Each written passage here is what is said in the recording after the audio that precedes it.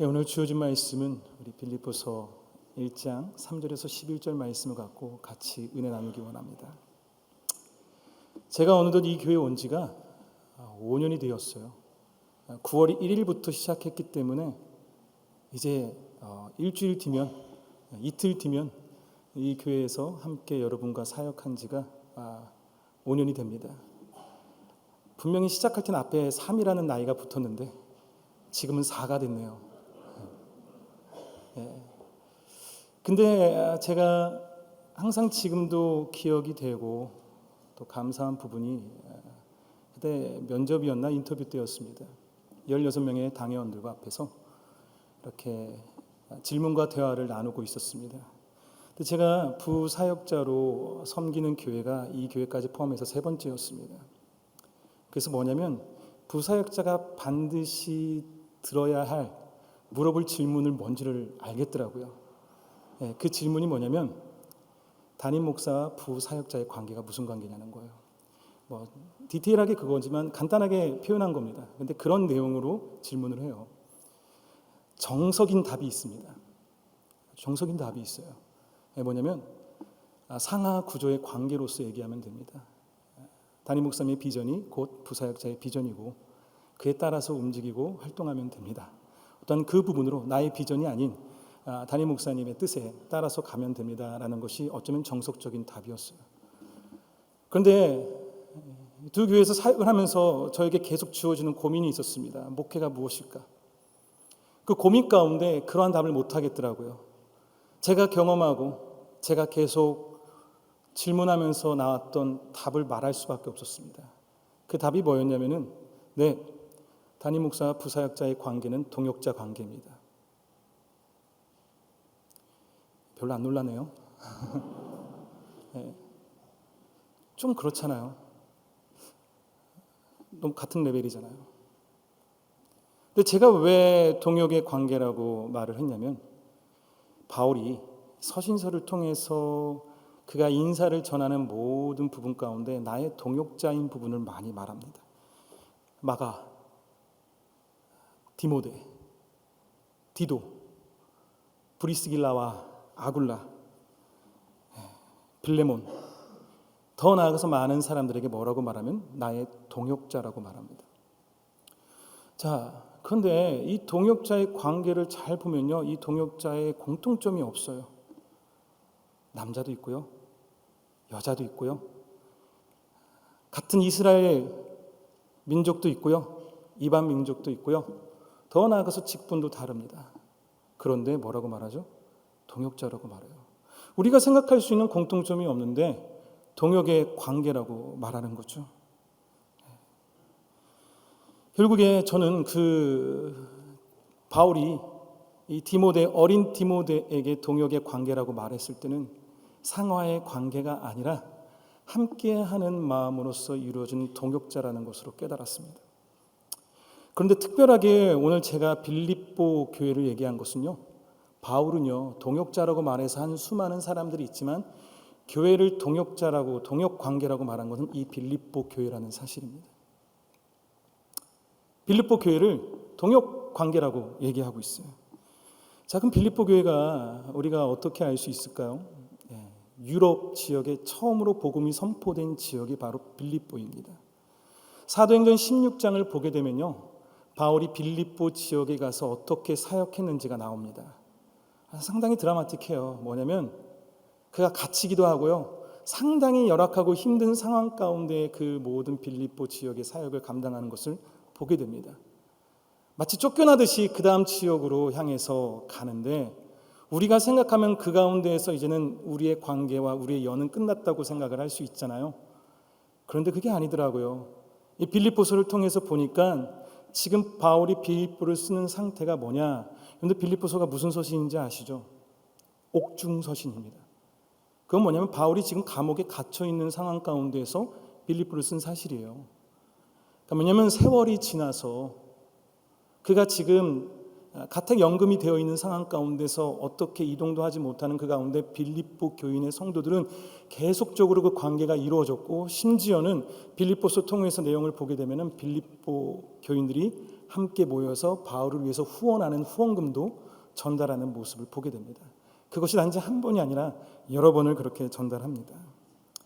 자, 결국 뭐냐면은 이 바울에게 있어서 빌립보 교회는 상당히 깊은 관계였었고, 그리고 그 관계의 표현을 뭐라고 말을 하냐면 동역의 관계라고 얘기하고 있습니다. 자, 그들은 한마디로 동역의 관계였어요. 우리 한번 5절을 보게 되면요, 이렇게 말합니다. 너희가 첫날부터 이제까지 복음을 위한 일에 참여하고 있다. 참여하고 있다고 말합니다. 자, 그리고 7절 마지막 부분을 보게 되면 너희가 다 나와 함께 은혜에 참여한 자가 됨이라라고 말하고 있어요. 참여하고 있다고 말하는 거죠. 근데 그 참여가 뭐냐? 영어로 보면은 파트너십입니다. 파테이커라고도 말할 수 있겠죠. 근데 이게 원어로 보게 되면은 코이노이아입니다. 우리가 생각하는 코이노이아가 뭐죠? 교제죠. 친교죠. 화합이죠. 그렇기 때문에 우리가 생각할 때는 서로가 기쁘게 서로가 좋은 시간을 보내면서 함께 해나가는 그런 귀한 만남의 관계라고 생각할 수 있을 겁니다. 하지만 코이노이아라는 게 단지 그러한 교제의 뜻만을 갖고 있는 것이 아닙니다. 무슨 뜻을 갖고 있냐면요, 이 코이노이아는요, 더 말하면 동업의 관계를 갖고 있습니다. 금전이 오고 가는 동업의 관계예요. 이렇게 말하면 될 겁니다. 비즈니스 관계입니다. 비즈니스 관계는 되게 차갑잖아요. 그리고 서로를 위하기보다는 나의 유익을 위해서 서로를 사용하는 관계가 어쩌면 비즈니스 관계라고 할 수 있잖아요. 그런데 그런 관계가 아니라 같은 목적을 향해서 움직이는 겁니다. 친교는 뭐예요? 우리가 무슨 영화 봤고, 날씨가 어땠고, 어떻게 즐겼고, 어떤 영양제 먹어야 되는지 이런 얘기들을 하잖아요. 이게 친교의 관계라고 한다면요, 이 동역의 관계는 뭐냐면 어떤 한 목적을 갖고 서로 진지하게 대화하면서 그 안에서 이루어지는 관계를 말합니다. 자, 다시 볼까요? 5절과 7절을 보게 되면 뭐냐면 복음에 참여하고 있고 은혜에 참여하고 있다고 말합니다. 너와 나와의 관계는 복음 안에서 이루어진 관계고 은혜 안에서 이루어진 관계라고 말하고 있어요. 자, 그 뜻은 뭐냐? 너와 나와 동일한 목적을 갖고 있다는 거예요. 예수 그리스도. 예수 그리스도라는 동일한 목적 가운데 우리가 함께하고 있다는 겁니다. 파트너라는 거예요. 지금 빌립보 교회 교인들은 멀리 있습니다. 바울은 그곳에 가지 못합니다. 친교라는 것은 같이 만나야 될 텐데 친교가 아닌 동역과 동업의 관계는 굳이 같이 있지 않는다 할지라도 서로가 같은 목적을 향해서 그 위치에서 최선을 다할 때 그것이 뭐죠? 기쁨이 된다는 거예요. 기쁨이 된다는 겁니다. 즉 그들은 바울과 함께 복음 사역과 은혜 사역에 참여했고 또 그들이 보낸 후원금도 그 증거였고, 그리고 바울은 그러한 동역의 관계를 뭐라고 말하냐? 기쁨의 관계라고 말하고 있습니다. 자, 단지 바울이 인사치레로 기쁨의 관계라고 했을까요? 물론 바울이 많은 서신서를 썼잖아요. 그렇죠? 많은 서신서를 썼습니다. 그 가운데 많은 교인들에게 위로하기도 하고 힘을 주기도 하고 그다음에 능력을 선포하는 그런 메시지를 많이 전했지만요. 빌립보 교회의 빌립보서의 특징은 뭐냐면 기쁨입니다. 바울이 여러 번 말해요. 내가 너로 기쁘다고요. 내가 너 때문에 기쁘다는 거예요.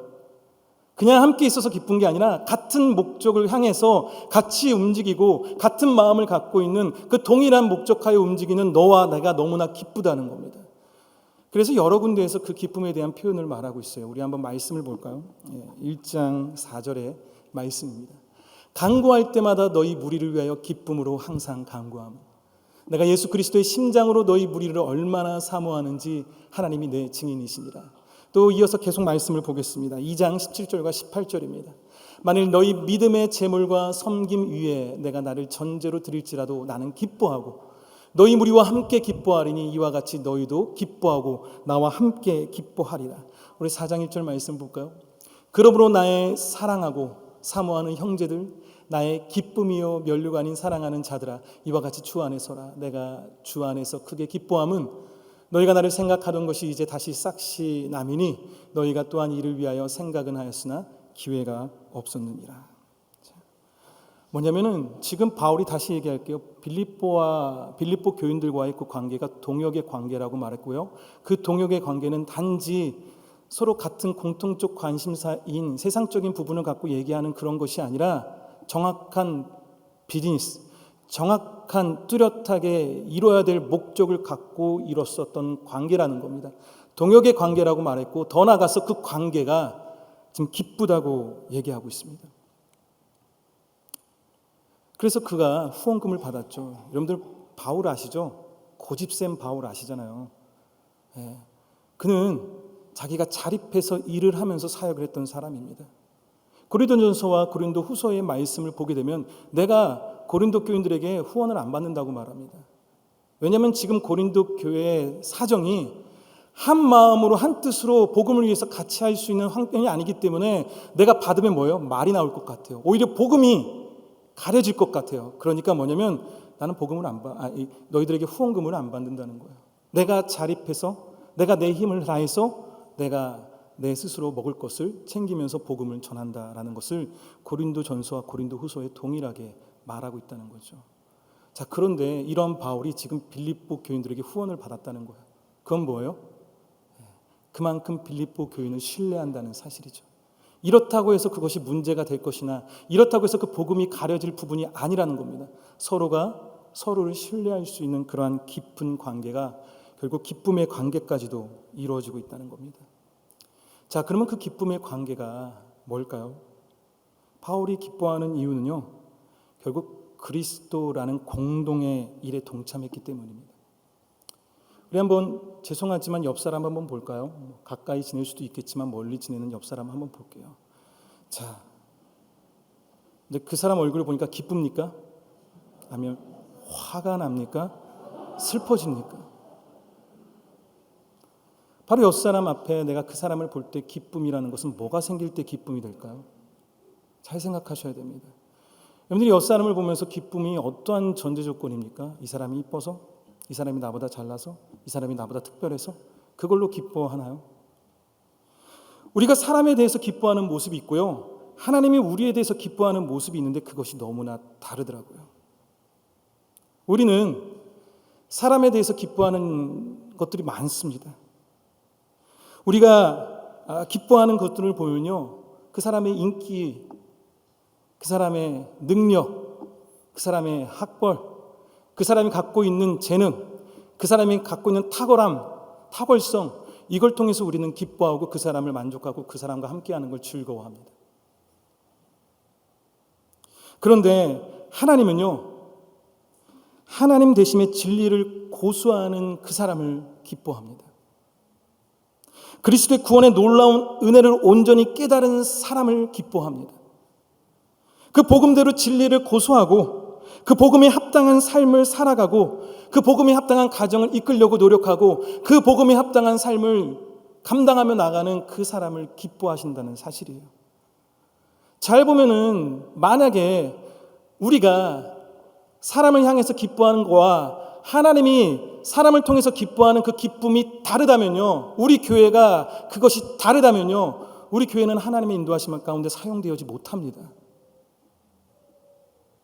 우리는 세상의 것을 다 즐거워하고 기뻐하고 하나님은 그런 걸 다른 것을 기뻐하시는데 그 기쁨이 다르잖아요. 그렇다면은 하나님이 우리를 볼 때 어떻게 볼까요? 우리는 주변에 이 사람을 볼 때 기뻐하려고 하는 공통적 관심사를 찾습니다. 같은 출신, 같은 배경, 같은 경험. 하지만 제가 이렇게 짧은 시간 사역을 하면서 볼 때 정말 서로가 똑같은 어떠한 환경 가운데 있던 걸 기뻐하잖아요. 그런데 결과는 늘 그 가운데 부딪히고 무너지더라고요. 자기랑 안 맞대요. 처음엔 그렇게 잘 맞다고 하더만 시간이 지나니까 나중에는 안 맞대요. 복음은 정말 예수 그리스도의 복음은 그 복음 하나 앞에 여러분이 진실되게 있다면요, 여러분 그 사람과의 관계가 바뀌지 않습니다. 그게 복음의 능력이에요. 오히려 주님은 우리를 기뻐하는 그 모습을 즐기고 우리를 기뻐하는 것은 뭐냐면 우리가 주님 앞에 온전한 영광을 드리고 온전히 예수 그리스도 안에 자리 잡아가려고 하는 우리의 완벽함이 아니라 우리의 겸손한 가운데 주님밖에 없으면, 주님 없으면 아무것도 할 수 없다는 그 진실된 고백의 삶을 살아가는 그 모습을 기뻐하신다는 겁니다. 그 모습을 기뻐하는 사람들끼리 모일 때 당연히 주님이 기뻐하는 목적 가운데 모이게 될 거고 그 모습 가운데 하나님이 역사하시지 않을까요? 그것이 동역의 관계이고 기쁨의 관계가 되어야 됩니다. 자, 그러므로 바울이 지금 빌립보 교인들에게 이 너와 나와의 그 깊은 관계, 기쁜 관계, 그리고 그 가운데 내가 너를 위해서 기도한다고 말해요. 9절을 보게 되면요, 내가 기도하노라 말해요. 자, 이 기도를 빌립보 교인들에서 이렇게 기도하는 건데 결국 뭐냐면 너희들이 계속 그 동역의 관계로 가기 위해서 필요한 신앙의 성숙의 부분에 대해서 기도하겠다고 말하는 겁니다. 그 신앙의 성숙의 부분의 세 가지를 바울이 간단하게 제가 말하고자 합니다. 첫 번째로요, 그는 그들이 주님 안에서 이루어지는 사랑 안에 지식과 지혜로 흘러 넘쳐서 분별하기를 원합니다. 지식과 지혜가 흘러 넘쳐서 분별하기를 원한다고 말합니다. 자, 결국에 간단하게 말하면 분별의 은혜지만 그 가운데에서 지식과 지혜라고 말하고 있죠. 자, 우리는 지식과 지혜를 생각할 때 어떻게 생각해요? 이성적인, 또한 논리적인, 사고적인 그런 부분으로 생각합니다. 근데 여기서 말하는 지식과 지혜는요, 뭐냐면 내 머리와 내 마음이 동일한 것을 얘기하는 거예요. 단지 구글링에서 얻는 정보력을 말하는 것이 아니라요, 내가 머리로도 이해했지만 마음으로도 그것을 온전히 받아들이는 그러한 알을 추구하라는 거예요. 자, 그 알의 추구의 대표적인 게 뭘까요? 말씀이죠. 말씀을 통해서 깨닫고 그리고 내가 알았죠. 하지만 내가 마음으로 알려면 어떻게 돼요? 어떻게 해야 돼요? 말씀대로 순종해야 됩니다. 내가 말씀대로 순종하지 않으면요, 단지 머리로 알 수 있습니다. 그런데 내가 그걸 마음으로 알려면요, 그대로 순종하는 거죠. 이 말씀대로 살아갈 때 하나님이 하나님이심을 경험할 수 있습니다. 아멘. 하지만 여러분들이 이 말씀대로 살지 못하면 머리는 있지만 그 마음에서 우러지는 하나님을 알 수가 없어요. 그런데 그 말씀대로 살아갈 때 하나님께서 우리에게 주어지는 놀라운 은혜들이 있습니다. 그 능력을 경험한다면 우리는 머리와 마음이 알아서 뭐죠? 온전한 분별을 할 수 있다는 겁니다. 머리만 갖고도 분별 못합니다. 하나님을 경험해 봤어야죠. 그 가운데 온전한 분별을 가질 수 있는 거잖아요. 자, 그렇기 때문에 그가 말하는 것은 표면적 지식만을 추구하는 것이 아니라 말씀을 통해서 주어진 삶을 통해서 하나님 뜻대로 살아가는 가운데 이루어지는 하나님의 은혜를 너희들이 경험하며 나아갈 때 결국에 너희들이 알게 될 것이고 그 알미 결국 너희들이 온전한 분별을 할 수 있다고 말합니다. 오늘을 살아갈 때 우리는 더욱더 분별하기가 어렵잖아요. 문화적으로, 사회적으로, 종교적으로 모호하고 왜곡된 것들이 있습니다. 그러다 보니까 이 교회 안에서도 그러한 세속의 부분들이 들어와서 선택하기가 어려워지고 분별하기가 어려워지는 거죠. 옳은 것과 그른 것, 선한 것과 악한 것, 건전한 것과 위험한 것, 중대한 것과 문제가 아닌 사소한 것, 분간할 수 있어야 됩니다. 그런데 그 분간이 뭐죠? 결국에 우리가 지혜와 지식을 통해서 그 사랑 안에서 이루어지는 그 분별의 은혜가 있어야 된다는 것을 말합니다. 바울이 너희들이 복음의 사역을 감당할 때 이 분별의 은사를 꼭 가지라고 이렇게 내가 너희들을 위해서 기도한다고 말하는 겁니다. 히브리서 5장 14절에 이런 말을 하죠. 단단한 음식은 장성한 자의 것이니 그들은 지각을 사용함으로 연단을 받아 선악을 분별하는 자들이니라. 우리를 잘 알잖아요. 로마서 12장 2절. 너희는 이 세대를 본받지 말고 오직 마음을 새롭게 함으로 변화를 받아 하나님의 선하시고 기뻐하시고 온전하신 뜻이 무엇인지를 분별하도록 하라. 결국 바울이 이 빌립보 동역자인 빌립보 교회 성도들을 향해서 말하는 겁니다. 자, 두 번째로 기도하는 것은 간단해요. 뭐냐면은 진실하고 허물이 없는 삶을 살라는 거예요. 자, 이게 뭐예요? 거룩함입니다. 여기서 사용되어지는 언어가요, 뭐냐면은 성전 안에 들어가는 제사장의 마음가짐이에요. 흠없고 순결한 거죠. 자, 그게 뭐예요? 거룩함이에요. 자, 거룩함은 뭐예요? 구별됨이죠. 근데 여기서 말하는 거룩함은 뭐냐? 저와 여러분이 교회에서 만났을 때 제가 성경책 옆에 끼고 형제님, 자매님 저 거룩해 보이죠? 아니죠. 여러분의 거룩함은 가정 안에서도 드러나야 됩니다. 여러분의 구별되는 직장 안에서도 드러나야 됩니다. 여러분들의 순결하고 흠없는 것은 뭐죠? 주어지는 모든 만남 가운데서 당연히 이 부분이 드러나야 된다는 거예요. 그래야지 복음의 능력이 일어나는 겁니다. 그래야지 복음의 사역에 같이 기쁨으로 동참할 수 있는 거죠. 마지막 세 번째로 바울이 이 빌립보 교인을 향해서 기도하는 것은요, 뭐냐면 의의 열매를 맺길 바란다고 말합니다. 11절 말씀을 보게 되면 예수 그리스도로 말미암아 의의 열매가 가득하여 하나님의 영광과 찬송이 되기를 원하노라. 자, 시큼한 과일은 우리가 못 먹어요. 쓴 열매는 우리가 먹지 못합니다. 열매는 결과물입니다. 분명히 우리의 삶에 우리가 그리스도를 향한 열매는 드러날 수밖에 없습니다. 달고 잘 익은 열매가 될 수 있지만 풋 익어버린, 어쩌면은 먹음직할 수는 있겠지만 전혀 보이는 거와 진짜 맛은 다른 열매를 맺을 수도 있다는 거죠. 여러분들이 정말 복음에 합당한 삶을 사십니까? 여러분들이 예수 그리스도를 믿습니까? 그러면 여러분들 그 열매를 맺어야 돼요 라고 말하는 것이 바울이고 내가 그렇게 기도하겠다는 겁니다. 자, 의의 열매가 뭐예요? 우리가 너무나 잘 아는 내용이죠. 갈라디아서 5장 22절에서 23절. 성령의 9가지 열매를 말하는 겁니다. 오직 성령의 열매는 희락과 화평과 오래 참음과 자비와 양성과 충성과 온유와 절제니 이 같은 것을 금지할 법이 없느니라. 자, 이것을 제가 한 단어로 여러분들에게 말할게요. 한번 따라해 볼까요? 성령 충만. 성령 충만하라는 거예요. 성령 충만하라는 거예요. 어떤 주어지는 은사에 보이는 부분도 있겠지만 여기서 말하는 이 9가지 열매는 여러분들이 변화되지 않고서는 절대 그 열매를 맛볼 수 없는 부분입니다. 의의 열매를 맺으라.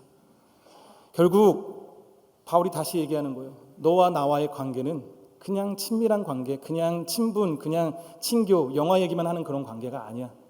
너와 나와의 관계는 모일 때 예수 그리스도의 보혈을 위해서, 예수 그리스도의 복음을 위해서, 예수 그리스도의 그 놀라운 구원의 소망을 나누고 대화하고 그를 위해서 같이 기도할 수 있는 관계고, 그것이 나에게 너무나 기쁨이 되고, 그렇기 때문에 내가 너를 신뢰하고 더욱더 너가 더욱더 성숙되길 위해서 내가 기도하는데, 너희가 온전한 분별을 갖고 너희가 온전한 의의 열매를 갖고 더 나아가서 너희가 주어지는 모든 삶 가운데에서 거룩한 삶을 살 수 있도록 내가 기도할게 라는 내용이 바로 오늘 빌립보서의 내용입니다.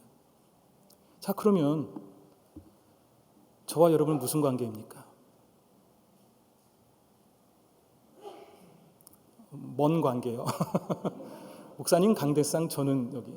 아니요. 진짜 무슨 관계예요? 미운 관계요. 결론을 짓겠습니다. 제가 다시 한번 인터뷰 때로 가볼게요. 교회가 저에게 향한 질문은 관계에 대한 부분을 얘기했습니다. 근데 감히 저도 질문을 하나 날렸어요. 날렸다는 표현이 좀 맞나요? 모르겠네요. 감히 저도 질문을 하나 드렸습니다. 무슨 질문을 드렸냐?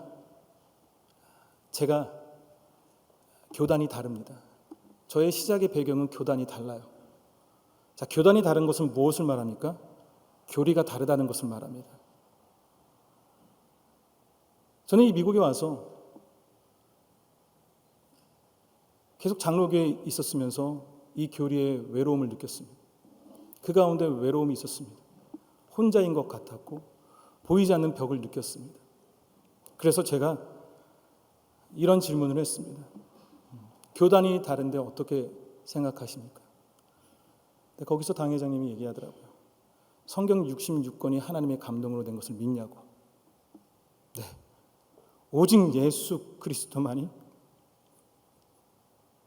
구원을 이룰 수 있는 것을 믿냐고. 네. 끝.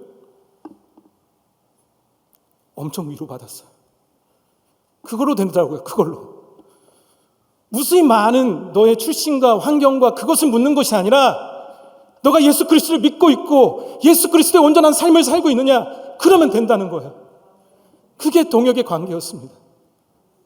저는 그래서 이 5년간 같은 사역자와 함께 그런 동역의 관계로 살았습니다. 어떠한 것도 따지지 않았고요. 그 가운데 우리는 하나님의 일을 감당하면서 살았던 동역의 관계임을 저는 이 교회를 통해서 위로를 받았습니다. 잘 보니까 그렇더라고요.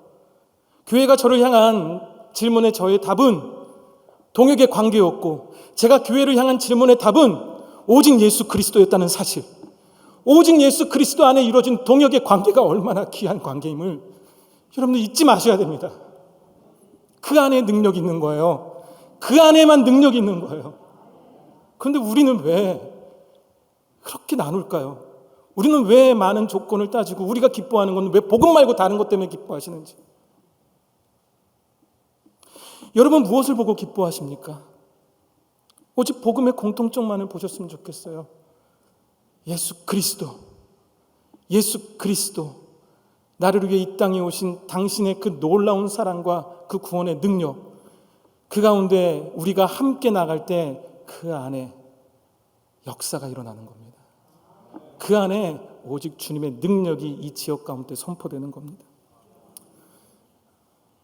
여러분에게 숙제를 드리고자 합니다. 이 숙제를 여러분들이 한 일주일간 고민하면서 이 숙제에 한번 적어보시고 이 숙제에 적용을 하면서 사셨으면 좋겠어요.